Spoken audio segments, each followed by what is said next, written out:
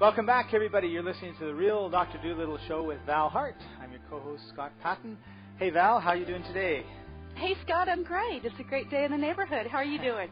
I'm doing wonderful. We've had a magnificent summer up here in the Pacific Northwest, and one of the things that I did was I went hiking on top of a mountain. And we ended up 6,000 feet above sea level. It took us about 4 hours to hike in, and it was mostly like straight up. And we ended up camping on this ridge, which is basically was the top of the mountain. And on one side was a vertical cliff, and I'm not joking. Basically the space we had to camp in was enough space for our little tent and to be able to walk in and walk out. It really was a ledge on the edge of a cliff, and we had a magnificent view of the night sky, all the stars. Of course, we were up so high and we were so far away from any light pollution that we saw thousands and thousands and thousands of stars and shooting stars and satellites and that sort of stuff. It was just absolutely amazing. Wow. But the cool thing about this was there was 4 of us, and the other couple brought their dog, Eunomia. Eunomia was her name. Oh, yeah. And yeah, you know, I did some work with Eunomia. That video is on YouTube. Well, yes, that's right. Yeah, that's cool. I know Eunomia. Yeah, well, she was. She was just having a great time. She was just charging up the mountain and coming back and hanging out with Robert, who she likes to hang out with the most. There was a few spots where she looked, and it was very steep and challenging, right? And she'd look and she'd try to find a new way, and where we would go along. Basically, there was a space where we were walking that was maybe 4 feet wide, not even, okay? Just so you know, it's not like it wasn't a real path. 4 feet wide. On one side was a 500-foot cliff. On the other side was a 45-degree slope full of boulders, broken up boulders, right? So if you made a mistake and you fell on either side, it would hurt. Yeah. And so we went up to this area a couple times from where we were camping. It was very close, and Eunomia would come, and she figured out how she, after the first couple times, she figured out how she wanted to go, right? It was very interesting. Robert would say, okay, Eunomia, come here, we're going to lift you up, and she'd look and turn around, and I don't think I don't think so, right? Go the other way. And there were a few times when she went right out to the edge on some of the ledges, and they were like, Eunomia, get away from there, right? Because we don't want you slipping and falling or having any accidents. Right. But it was just absolutely amazing because I could tell that she really enjoyed, the challenge of what she was doing and doing it with all of us and being out in nature and everything else. And it was a physical challenge for her too. I don't think she's particularly, she's not young, she's not a puppy or anything, but I don't think she's really old. Not like my buddy Milo. But she was, at the end of the day, she's basically laying on her side going, oh. And of course, all of us were, because it was an arduous hike up the mountain. Yeah. It was just a great time, and it just reminds me, of always, how important it is to be inclusive, right? Because it would have been easy for them to say, oh, we're going to be going up this mountain. It's too hard for Eunomia. We've got to find a kennel or a border or someplace for her to stay. And it was like, no, she's just coming up with us. And she was like totally all right with that. And of course used to it because it's not the first time they've done something like this with her.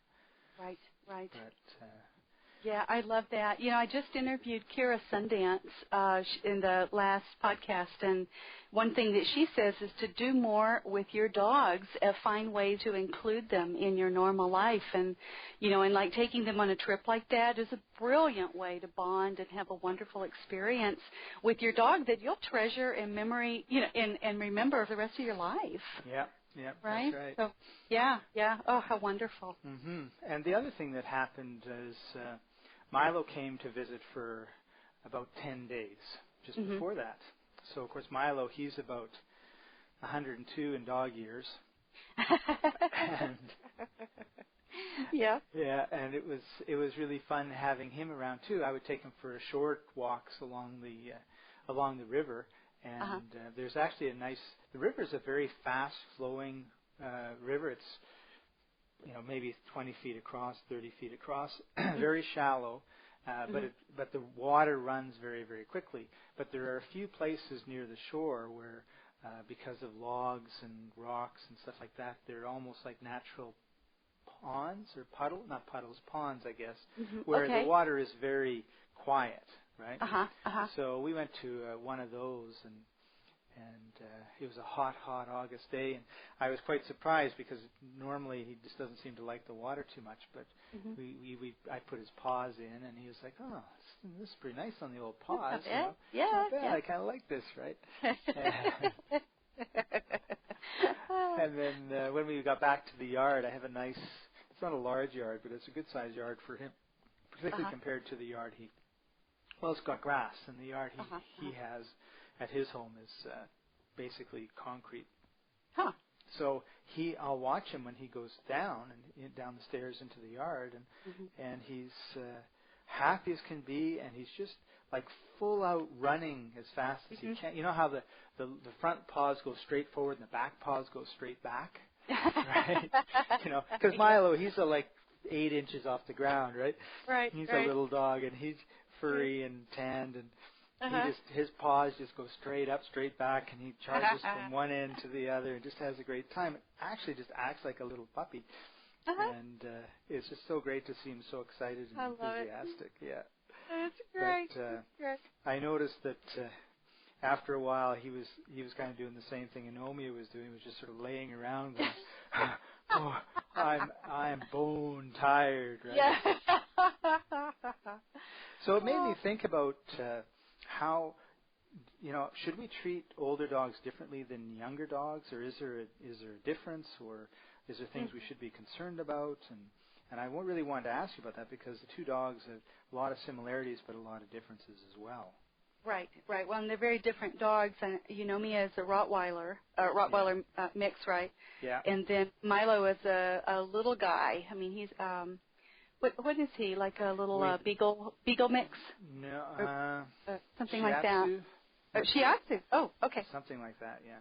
Okay. Well, anyway, it's really different. When we have a puppy phase, we've got them basically bouncing off the walls, and like it's almost like you can't get enough activity for a puppy, Yeah. You just can't wear them out hardly. And when they do poop out, they just collapse like the Energizer Bunny's batteries just finally died. They just collapse, and then they gear up again, and then they're off, So, and then the middle dogs, mature, adolescent and mature dogs, they kind of get a little more stable. They still love to go, but it's a little different, a little more stable. And then when they get a little older, they start really slowing down, and you have to make allowances for that and recognize it, because a lot of times it's like they don't want to go for as long on the walk, or it's like they start tiring out, and often that's because they're hurting. Their bodies are starting to hurt.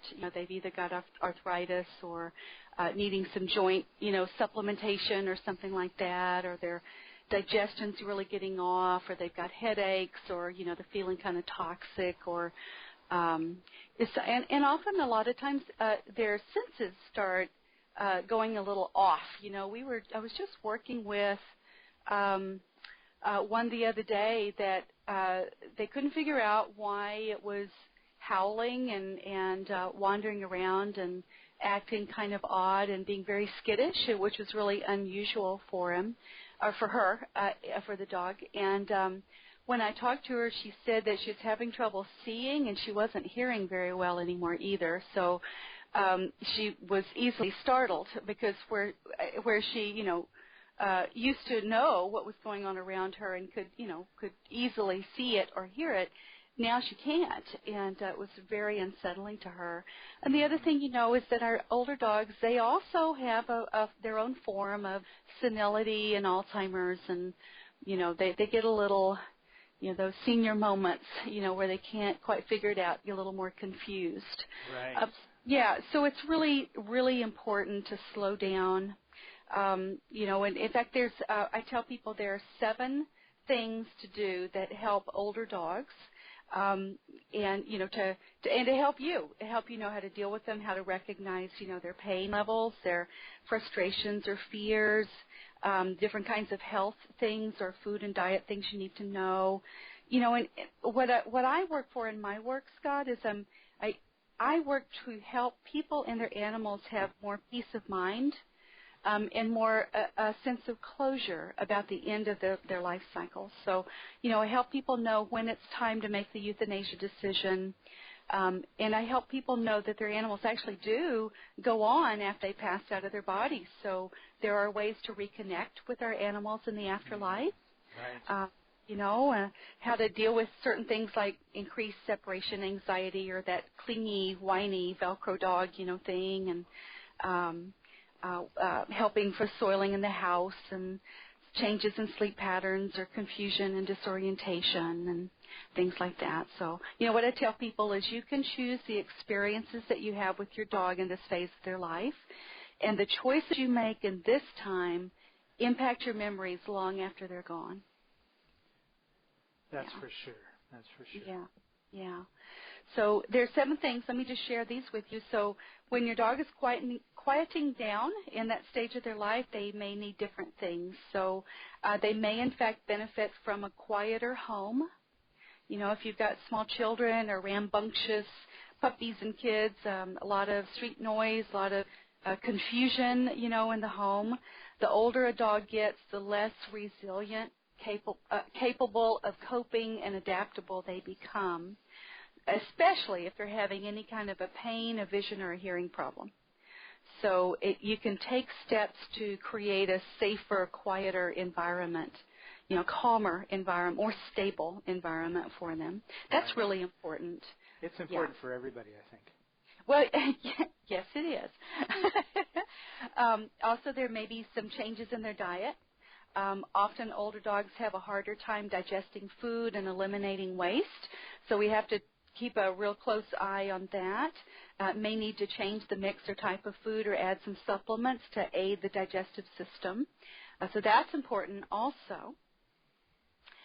You want a more stable routine, right? So as they become more senior, then they often become more fearful of people leaving or of unexpected changes to their environment. So you want to tell them what's going to happen, prepare them in advance.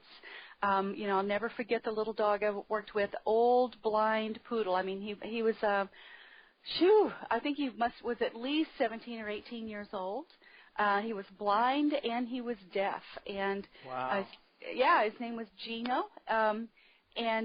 She managed him very well most of the time, and then she needed to go on a trip, and she was going to put him in a kennel, obviously, for obvious reasons, to take care of him.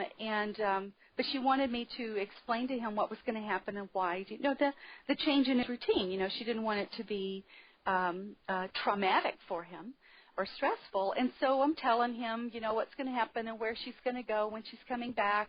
And then I get to the part about, Gina, she's going to put you in the certain kennel to board so that they can keep an eye on you.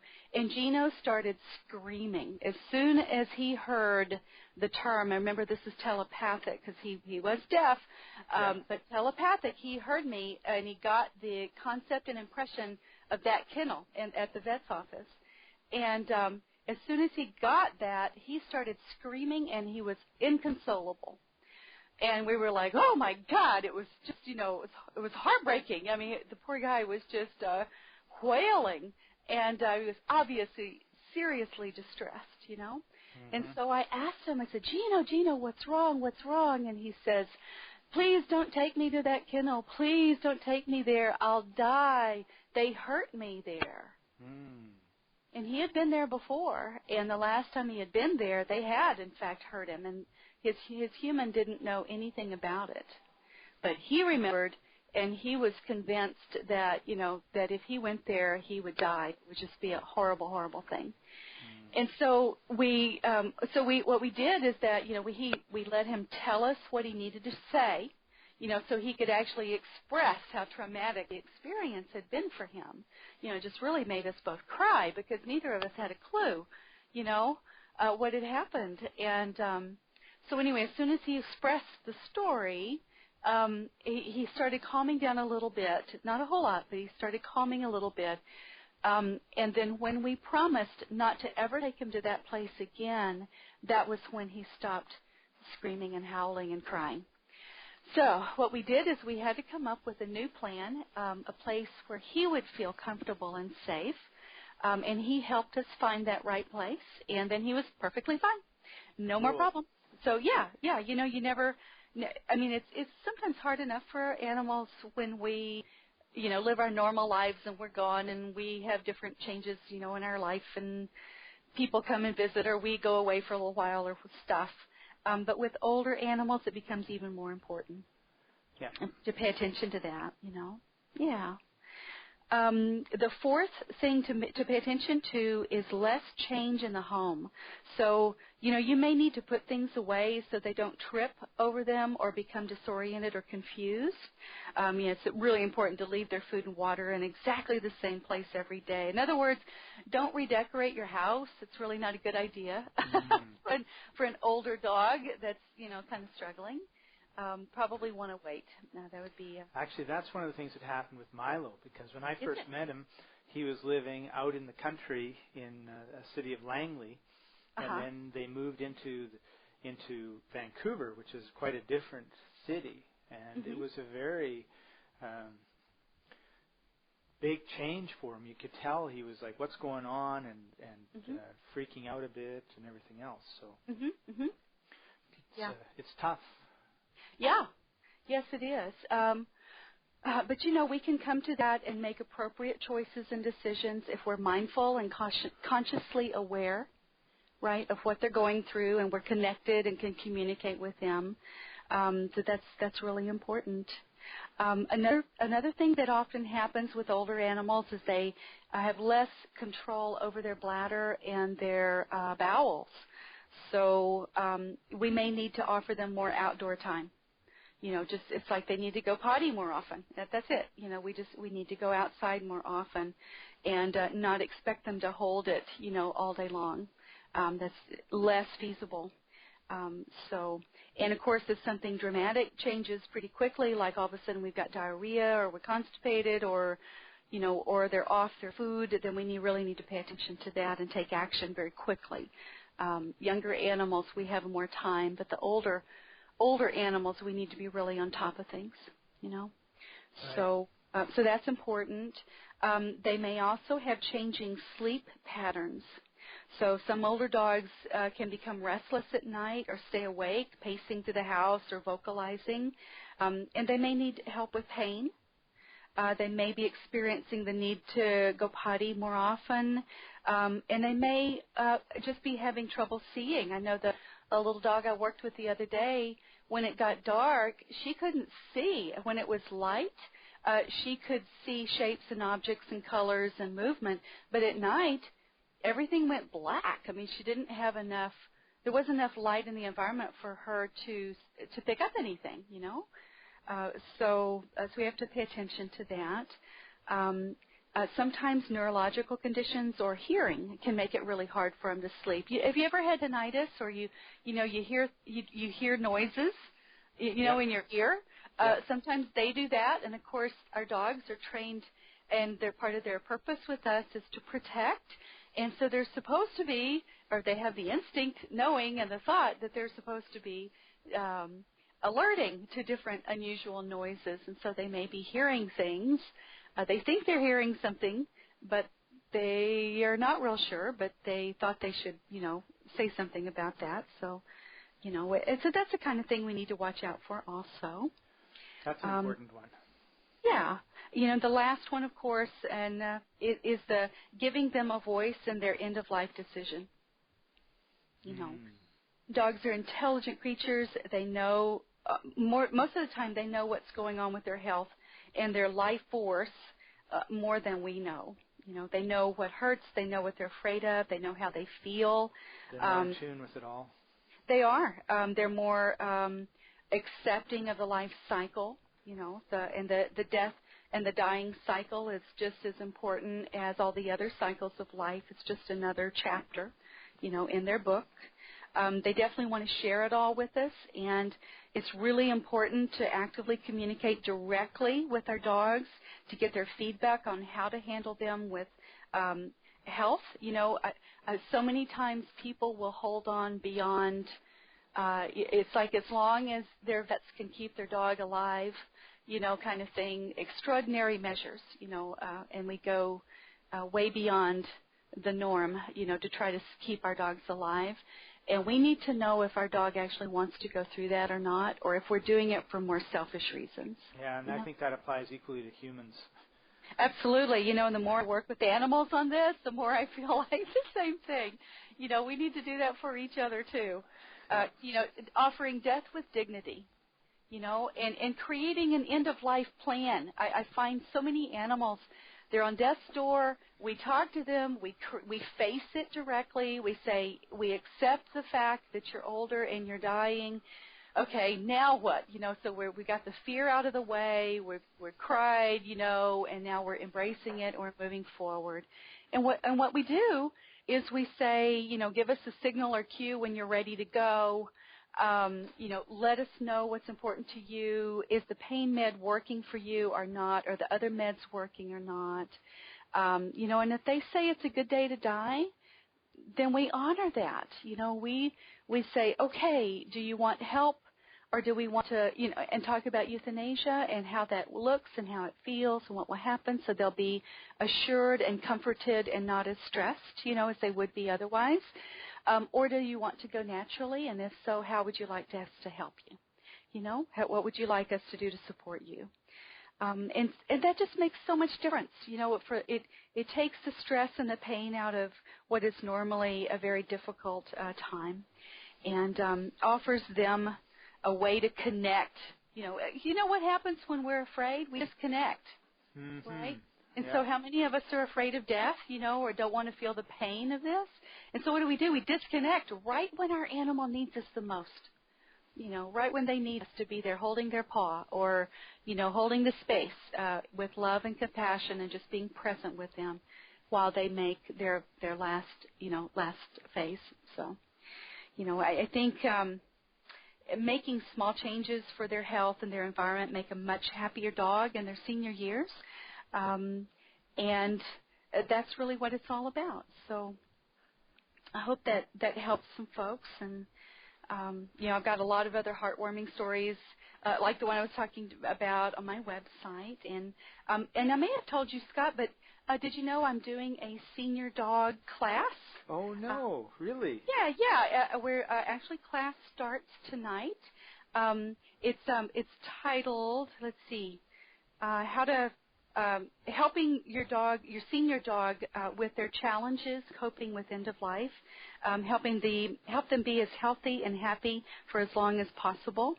It's really about making your dog's golden years their best years. You know, to get help with easing and understanding their pain, knowing when it's time to make the euthanasia decision, how to reconnect in the afterlife, getting support with grief, sadness, and loss, knowing when it's time to let go, and helping people achieve peace of mind and closure. So, you know, we're going to do a lot of different things in the class. It's wonderful. If you're listening and you missed the first class tonight, we are recording them. And if it's not too late, then go ahead and go check it out on my website at valhart.com/happydog.html. And even if you missed a class, we are recording them so you can catch up. Yeah, that's what we're going to do. Cool. Yeah, I'm really looking forward to it. It's going to be an exciting class, I know. Yes, it is. So people can get it at, they can find out more about it at valhart.com? valhart.com yes, you can just go valhart.com. You'll see it there listed. Or you can go valhart.com/happydog Cool. Well, thanks, Val, for sharing all that great information with us today. You're welcome, And I look forward to talking to you again next week. Excellent. I'm looking forward to it, too. Thanks, Scott. Bye-bye. Okay. Bye-bye, everybody.